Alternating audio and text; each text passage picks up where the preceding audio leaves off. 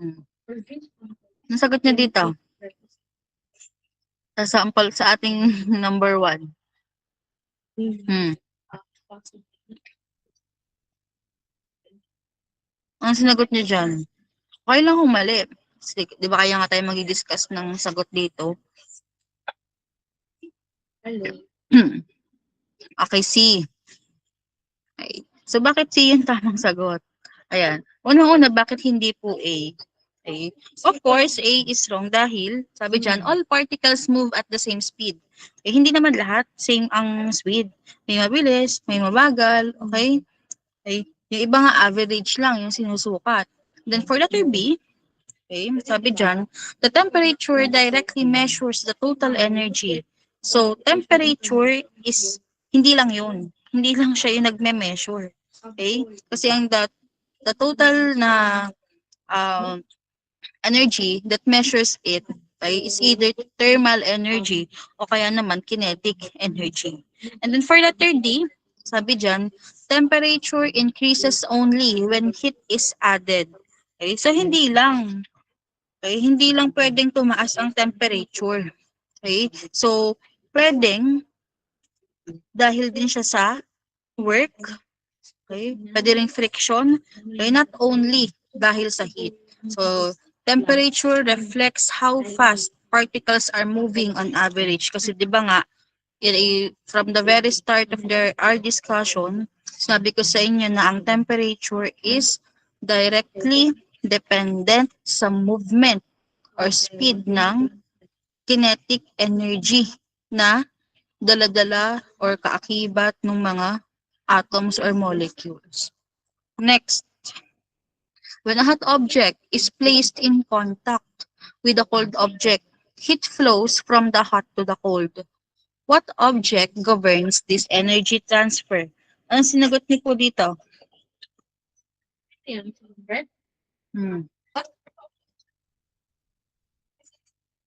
Okay, letter A.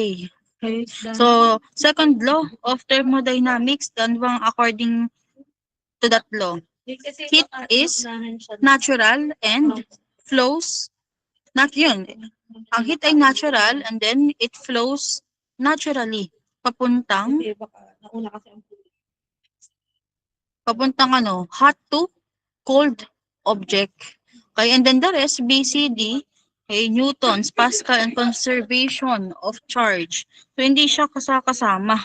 Kasi yung Newtons is for what? Force and acceleration, di ba? F is equal to ma.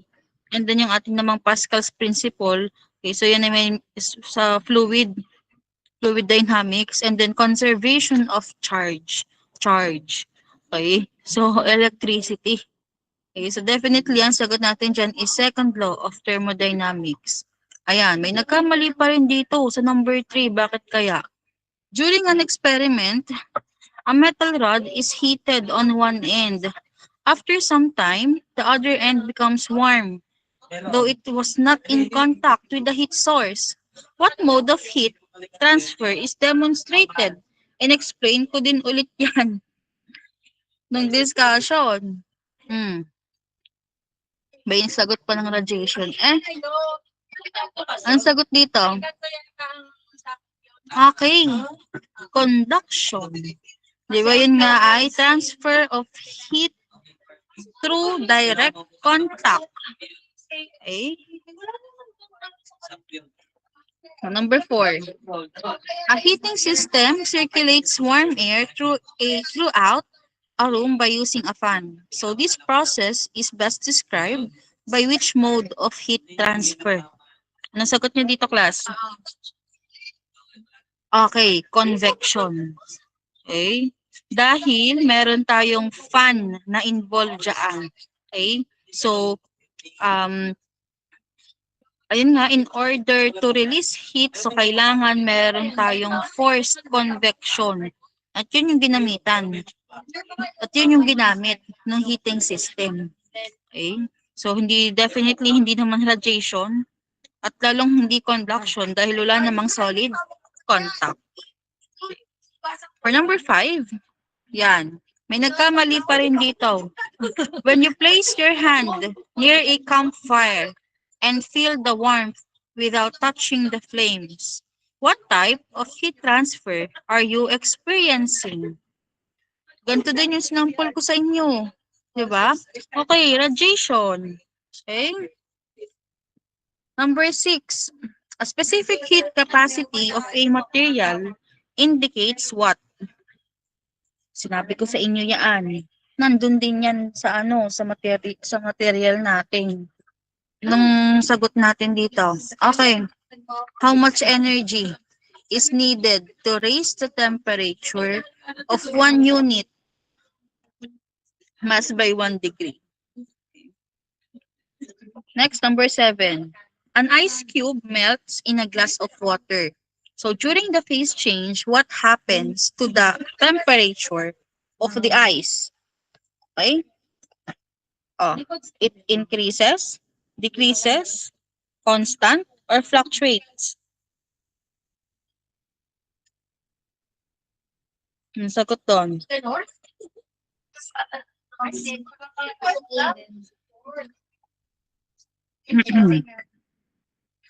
Tandaan nyo yung sample problem na pinondak natin. Ha?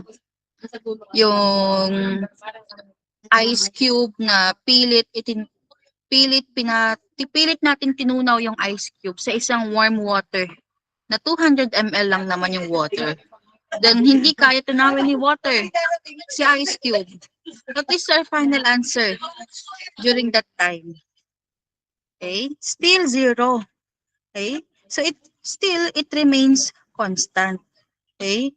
So kaya nga no, habang nagbabagoy or habang nag-undergo siya ng phase change, lahat ng init na ina-absorb niya is ginagamit lang in order to break the molecules bond. So not totally decreasing its temperature.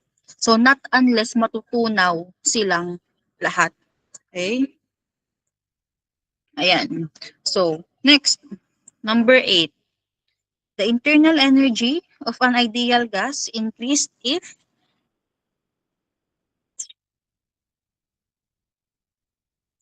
ano ba yung according? According sa first law of thermodynamics, kapag daw nagdagdag ka ng ganito sa isang system, automatic na tataas yung kanyang internal energy. Okay, heat. Okay. Kasi, bakit ba hindi pwede ang temperature? Siyempre, pagbaba ng temperature, pagbaba din ng internal energy. And then, kapag naman gas, ang nagwo-work dyan, meaning, the work is purely done by the gas. Okay? And nababawasan yung kanyang energy. For number 9, the first law of thermodynamics is an expression of which fundamental principle? May nagkamali pa dito baka may nagsagot pa ng law of inertia ha.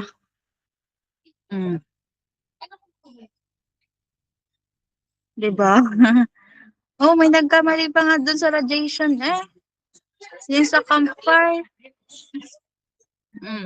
Number 9. Anong sinagot nyo dito sa number 9?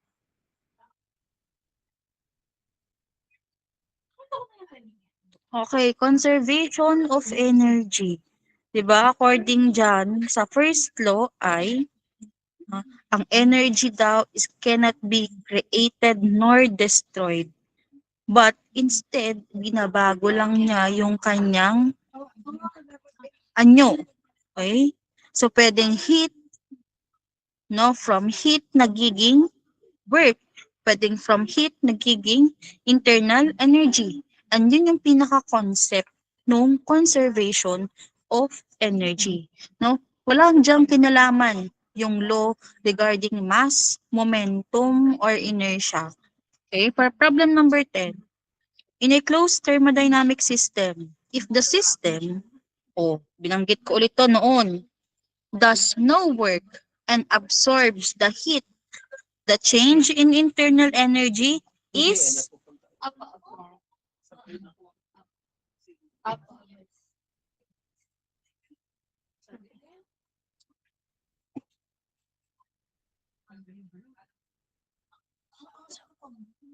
Okay. Equal to the heat added. Alagang formula, class, ng change in internal energy. Okay, yan ang formula ng change in internal energy. Q minus W. Tama ba? Oh, sabi sa problem, there is no work in the system. O, alisin mo yung work. So, the change in internal energy is only equal to the heat added. Okay? Ayan. Next, number 11. When water boils at 100 degrees Celsius under atmospheric pressure, the added heat is what?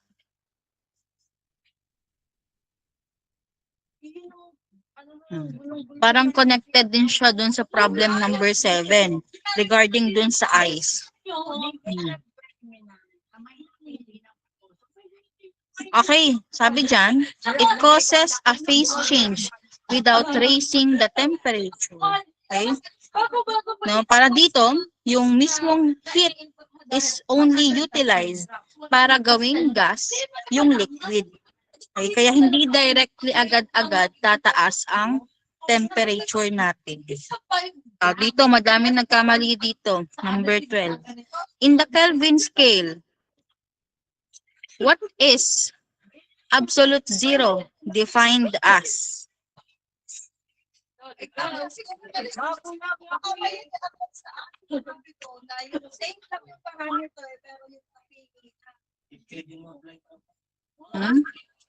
May nagsagot ng zero. Para mention ko to noon na yung zero natin, kaya, di ba, ang absolute zero natin is not totally zero. Di ba, yun ay nasa 0.0000000 something. Hindi talaga siya totally zero. So, yung letter B, X na agad yan. Okay? Again, yung ating absolute zero, siya yung pinaka malamig nating temperature. Okay? So, in that point, ang nangyayari ay there is no more kinetic energy. That's why lahat ng movement ay nag-i-stop. Eh, syempre, kung walang movement, yung molecules tendency niyan, okay? So, walang nangyayaring increase in temperature. As is lang siya na zero or absolute zero. Okay, so tamang sagot natin dyan is letter C. Okay, for 13 to 14, a system that transfers energy as heat but not as work is undergoing.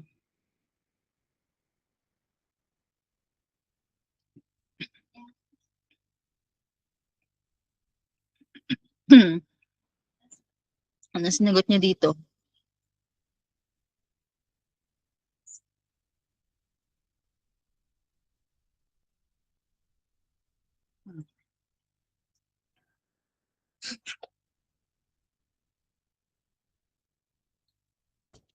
Okay.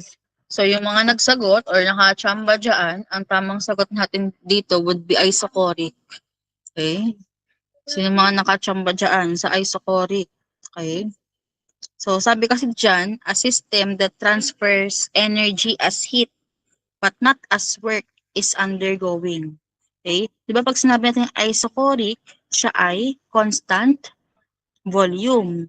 Meaning, kapag hindi nagbabago yung volume ng ating gas, okay, walang nangyayaring expansion or compression doon.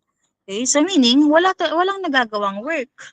Okay, since work is zero, tendency niyan, wala ding heat na pumapasok doon sa system natin. That's why siya is considered as isocoric heating. Okay. Next, number 15. Which property does not change during an isothermal process? Ayan. Andun na yung sagot sa tanong.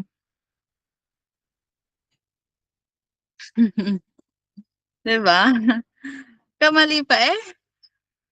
Ano? Anong sinagot nyo dito? Anong sinagot nyo sa number 15? May nagsagot pa ng volume eh. temperature. Okay? Kasi 'di ba, yung ating pag sinabi nating ISO, ano kapag sinabi na yung prefix natin na ISO, 'di ba ibig sabihin nun the same. Okay? And then thermal, meaning it's all about temperature. So meaning temperature yung ating sagot. Okay? Number 16. Which thermodynamic process occurs without transfer of heat or mass between a system and its surrounding? Meaning, walang heat. Heat is equals to zero. Walang heat na pumapasok o lumalabas sa isang system. O ano yon? Anong process yon? Okay, adiabatic. Hmm. Diba? Pagka inanyo nyo lang sa equation, Q is equal to 0. O, adiabatic yun. 17 to 18. Excuse me. So, in a refrigerator, which law of thermodynamics is used to extract heat from a cold space and transfer it to a warm one?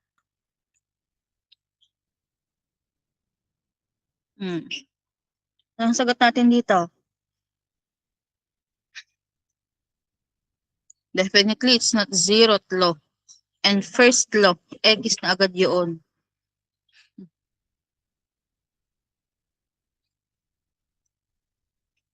Dapat kayo nag-elimination method. Sagot natin. Letter C. Okay, letter C. Second law. Ano bang sinabi? Oo, dun sa second law. 'Di ba? Sabi doon, hindi directly yung flow ng ating heat mula sa cold one papunta sa hot one. Okay? So in order na magawa siya ng isang refrigerator, kailangan meron tayong mechanical work. 'Di ba? In-example ko 'yun sa inyo, no? Na kung titignan natin ang sinabi ko pa sa inyo that time ay kung titignan natin parang na-violate yung second law. But hindi talaga niya na-violate. Kasi ang nangyari ay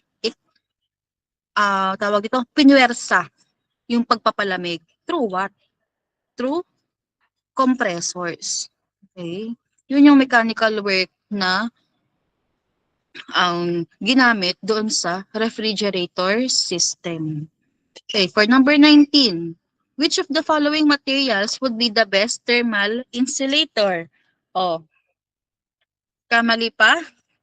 Okay, it's very obvious. Styrofoam. Number 20, the amount of energy required to change a solid directly into a gas. Oh, siguro ang sagot ng iba dito, yung sa vaporization. Dami nagkamali. No?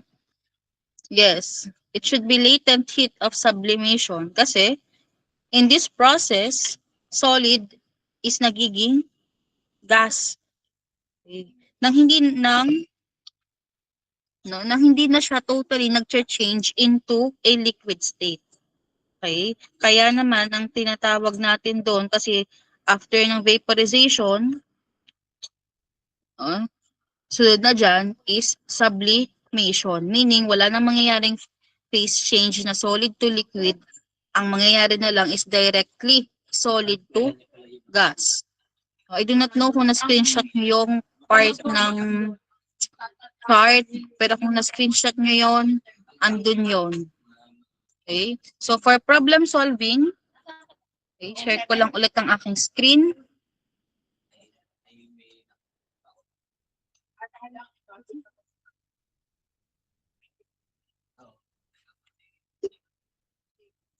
Ayan. Sabi dito, sayang ang points. In each of the situations, find the change in internal energy of the system. Okay, sabi dyan, a system absorbs 300 calories and at the same time does 420 joules of work. Okay? So what is the change in internal energy? It's a problem. Okay, di ba dapat ang tatandaan natin, heat is positive kung siya is nag-absorb. And then, syempre, kung siya naman ay nagre-release or nagtatanggal ng heat, so therefore, that is negative. Okay? And then, ano ang formula for the change in internal energy? Okay? Change in U is equal to Q minus W. Yun lang yung gagamitin natin for A and B. Okay. So, absorbs 300 calories. So, that is positive. Minus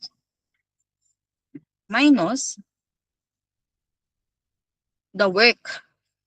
Okay? Since work is done on it, done on the system, so negative. Yung done by the system, that is the positive. Okay? Done on it, so negative 420 joules. The thing is, ang unit naman for potential energy, or sorry, for internal energy is in joules. Okay? So meaning, yung 300 calories, we have to convert it. Okay? So, anong ginamit nyo dito? Na siguro kung nakalimutan, na 4.187 yung gagamitin, at ang ginamit ay 4.184, tinamaan ko pa din. Okay? And then, sabi dyan, you express your answers in kilojoules. How many joules? 1,000. So, divide it only by 1,000. So, 1.68 kilojoules. Next, 1,200 calories are removed. So, negative yon. At a constant volume. So, constant volume. Meaning, work is 0. Katulad nung tanong kanina sa multiple choice. Dahil wala namang expansion or compression na nangyari.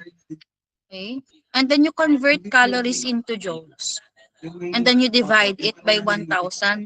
Makukuha natin is negative 5 kilojoules. Ayan.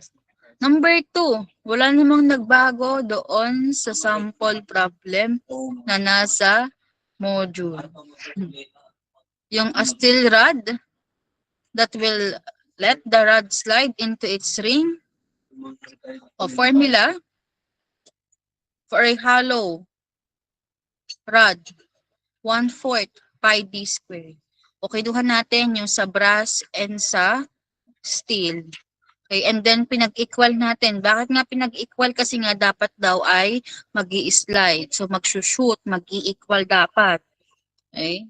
And then, you manipulate the formula. Ang ginamit nating formula dyan is the AO times 2 times coefficient of linear expansion times the change in temperature. Okay? And then, anong ginawa natin dyan? Ganun ulit. Ang makukuha natin dyan dapat supposedly na change in temperature is 337. Okay? Since nga, ang hinahanap natin dito is its common temperature, okay? Itong 337, kumbaga yan lang yung in-increase. Okay? So, kailangan i-add pa natin yung pinaka-original temperature. Okay, and your answer, our answer should be 362.15 degrees Celsius. Ito, how much heat is required to change 10 grams of ice at exactly 0 degrees Celsius to steam at 100 degrees Celsius? So, ilang phase mag-undergo? So meaning, kailangan nating dumaan into 3 different processes or phases. Okay, so, syempre, before ka makapagsagot dyan, hindi ka talaga makakapagsagot kung hindi mo alam yung mga constant na gagamitin natin. For latent heat of fusion ni ice, that is 80 kilocal per kilogram. O next, sabi doon, paiinitin mo yung tubig mula 0 hanggang 100 degrees Celsius. So meaning involved doon si water. So meaning kung magkakaroon ng change in temperature, definitely anong mangyayari sa formula natin? MC delta T. Okay? And then, ano yung specific heat ni water? That is only 1. 1 kilocal per kilogram degree Celsius. And then, steam. No? Gagawin mo naman daw steam yung kumukulong tubig at 100 degrees Celsius. Meaning, kailangan ko ng latent heat ng ating steam, LV. Latent heat of vaporization.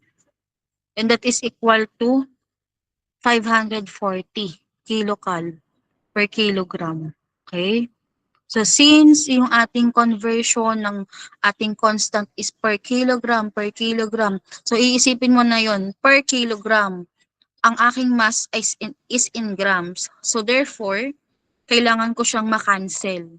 So I have to convert 10 grams into kilogram. Okay? And then makukuha natin dyan is into kcal or calories. Okay? So convert yung 7,200 calories into joules, we will be having approximately 30,000 joules as our answer. Okay? Next problem, ito din. Sayang, no? Nagkabaliktad itong 0.41 doon inailagay sa pwesto ng 0.000576. Okay? Kaya hindi nakuha ng iba. Sabi dyan, di ba, a 41 rod-shaped material is found to have expanded at this length after a temperature rise of 60 Kelvin. So, with what is the expansion coefficient of the said material? Okay, change in length is equal to the original length times the linear expansion coefficient times your change in temperature. Okay, regardless kung siya ay degree Celsius or in Kelvin, still, pagka naman inadan natin yan ng 273.15, makakancel pa din naman. Okay? So, let's say siya is in degree Celsius. Okay, so 576 is equal to 0.41 meters times the unknown, which is your linear coefficient, and then your change in temperature. Ang makukuha natin dito is 23.41. Kung hahanapin natin si 23.41 dito, okay, so siya is papasok ng aluminum. Okay, so aluminum yung pinapertain natin doon sa problem. O next, ito namang sa bullet ulit na tumama sa yellow. Ilang daw kilogram or volume ng yelo yung natunaw. Okay. Same lang din ito. Nandoon. Of course, yung nawala sa bullet, yun yung heat na nagain ng ice. Okay? O since si bullet ay in motion, so meron tayong kinetic energy. Okay, that's why ang gumamit tayo ng formula 1/2 mv squared. Aside from that, si ice is nag-gain ng temperature. So magkakaroon din tayo ng equation for mc delta T. And to get the mass of the ice melted, so gagamitin natin yung latent heat of fusion ni ice. So gagamitin tayo ng formula dyan of MLF. Okay? And then, once na na-establish natin yung kinetic energy, yung ating heat exerted by the bullet, okay, as well as the change of in phase ng ating ice, makukuha na natin yung total mass. Kasi mass is, pwede mo siyang i-shift solve dyan. So, makukuha natin yung approximately 5.15 grams. Okay. So since ang ating pinapahanap sa problem is volume, okay, so you convert it only. And 1 gram is equal to 1 milliliter. So it should be 5.1528. Next, ito din, yung sa styrofoam. So, a styrofoam has a dimension, length times width times height yan, with the walls 0.02 meter thick. So there is a temperature difference across the walls. So that is basically your change in temperature.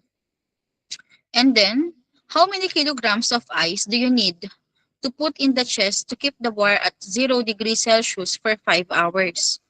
So, binigyan din tayo ng K for the styrofoam. Okay. So, direct substitution lang. Saan nga natin nakuha yung 0.86 doon sa dimension? Di ba yun ay 2L, 2W, yung 2H,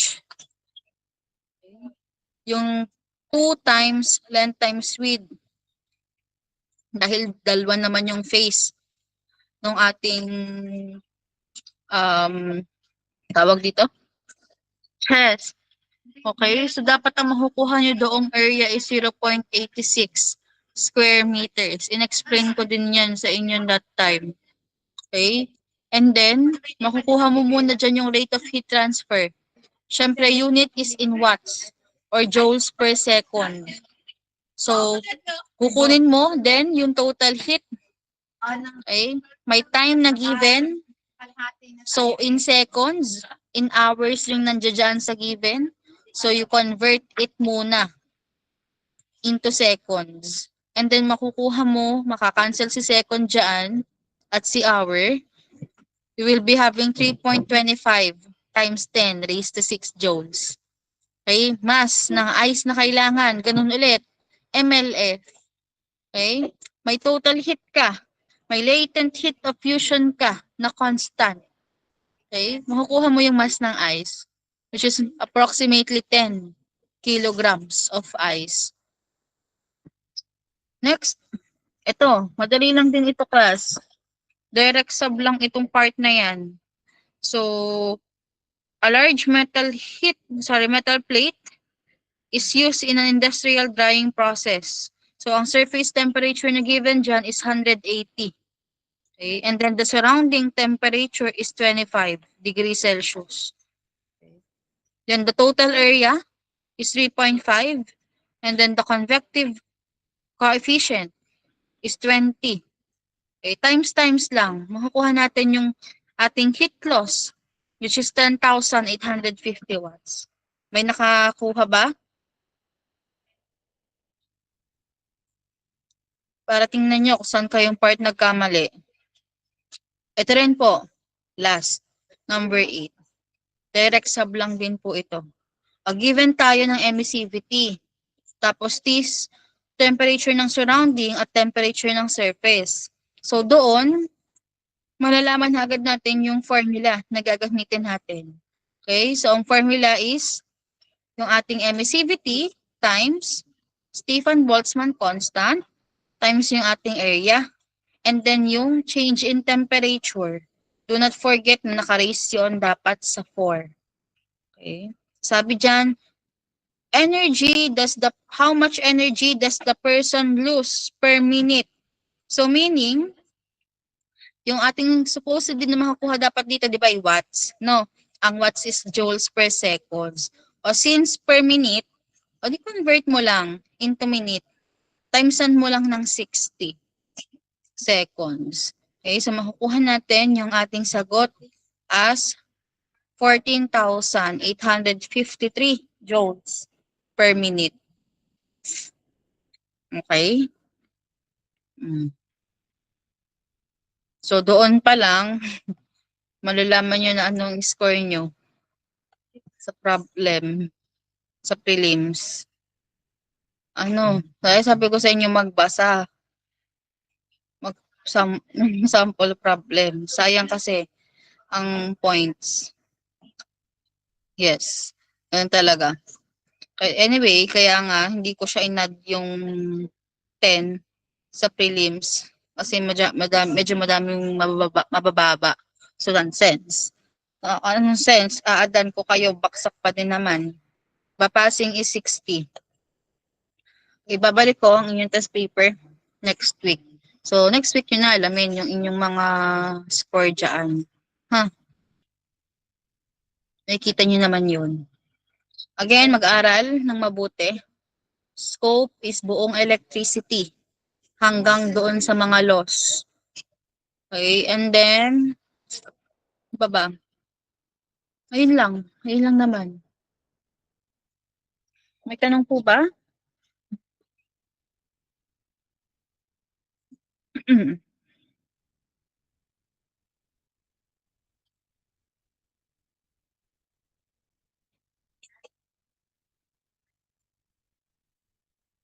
Wala na? Wala nang tanong?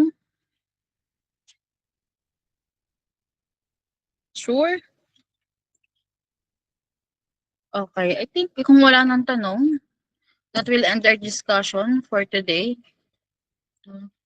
Tomorrow natin i-continue ulit yung discussion for magnetism.